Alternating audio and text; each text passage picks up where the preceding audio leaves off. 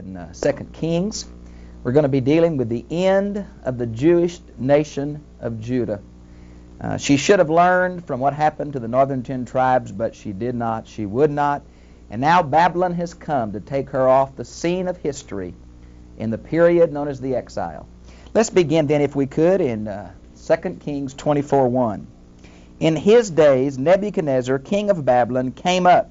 Now, I have a graphic I want to show you, and I want to talk a minute about Nebuchadnezzar. Welcome to this Wednesday edition of the podcast. I'm Rebecca Muniz, and today we're continuing Dr. Bob Utley's 2 Kings Discovery, Reform, Ruin, Exile sermon series. This teaching is shared freely with believers around the world because of friends who support this ministry. If today's message blesses you, any gift before Friday, July 24th, at midnight, no matter the amount, will unlock the full uncut videos of the entire series, including the message you're listening to now, along with Dr. Bob's accompanying commentary. You'll find the link in the description. Now, let's open up God's Word together. It's really Nebuchadnezzar III, and so we'll look at that graphic and go through it briefly.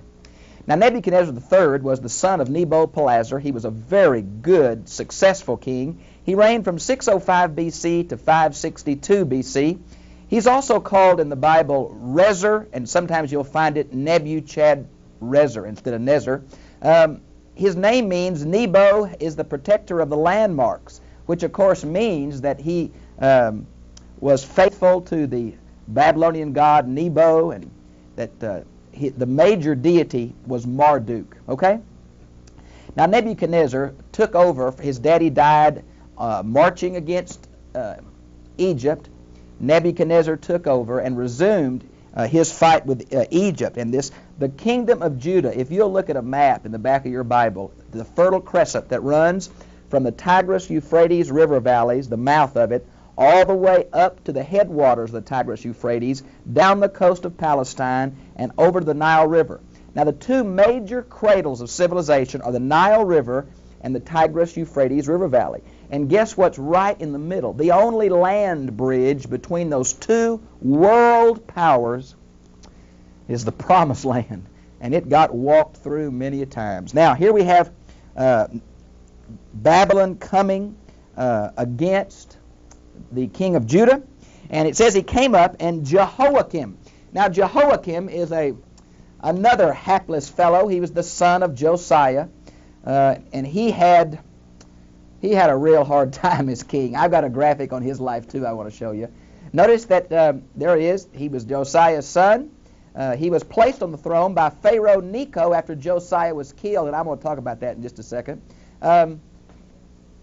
He rebelled against Babylon after a very debilitating war that Babylon and Egypt fought, and what just decimated both of them, and for a while Judah was free just by default. Later he died just before Nebuchadnezzar came back to take over the country. And let's picture the history for a minute. I want you to get the flow of it. Now, Assyria is dying as an empire, and the army of Assyria is trying to get away from the army of Babylon and Media, and so they're going up the headwaters.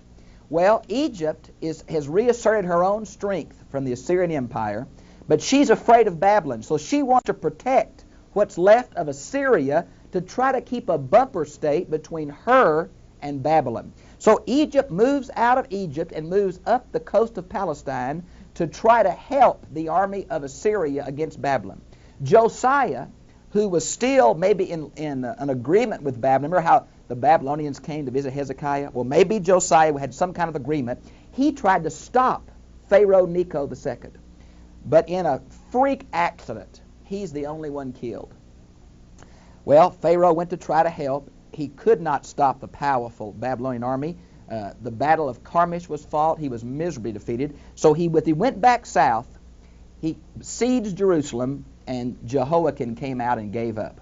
And he took all the treasures of the temple and all of that and put him on the throne as a vassal king. Well, during this time, 3 years later, another serious battle was fought between Egypt and Babylon on the borders of Egypt. And it was such a debilitating battle. Troops on both sides were slaughtered. Neither empire could really say they got victory. Both were just decimated as an army.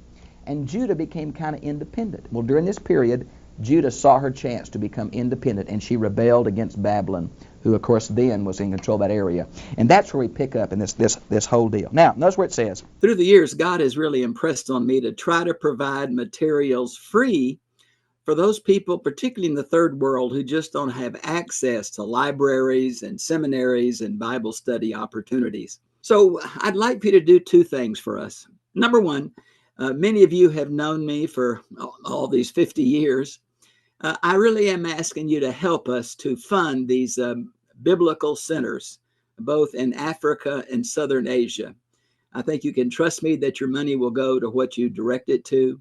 Others of you are just not able to do that, and I understand that, but I really want to ask you to pray for these centers, that we'll be able to find those pastors who are teachable, who are searching for a good, solid theological, exegetical, biblical base for their theology.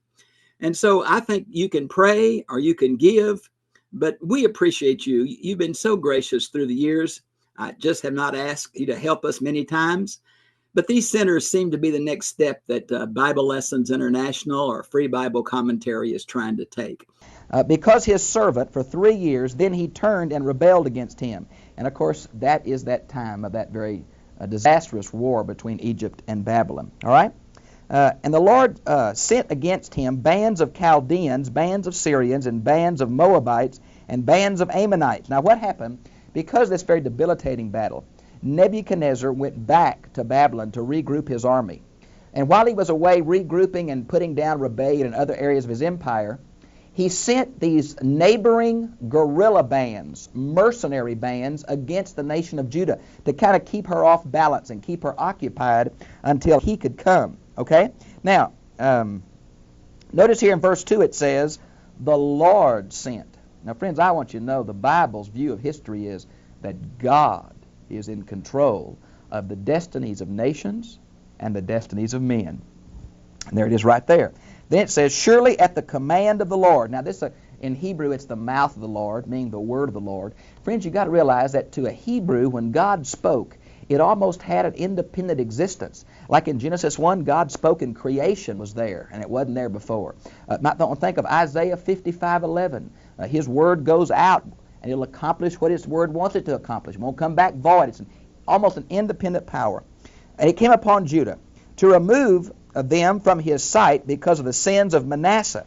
Now here again, the reign of Manasseh is the epitome of idolatrous evil. And we talked about it a few weeks ago. He brought all of these pagan altars and these pagan gods and goddesses, all these sensual practices, right into the temple, if you please. And so here it is, because of Manasseh's sin, according to all that he had done. And also the innocent blood which he shed. And I talked to you last week about what I think that was. It was either the blood of those little children sacrificed to Molech right outside Jerusalem in the valley of Ben-Hinnom, the sons of Hinnom, or it was the innocent, loyal followers of Yahweh who said, we won't stand for this. He just wiped them out and killed them. And tradition said that he killed Isaiah, sawed him in two. So there's the innocent blood. And you know that innocent blood, if you go back to Genesis, it cried from the ground unto God for revenge, and God judged it and took those people out of the land. For he filled Jerusalem with innocent blood, and the Lord would not forgive. The Lord would not forgive. Well, that's a hard word, isn't it?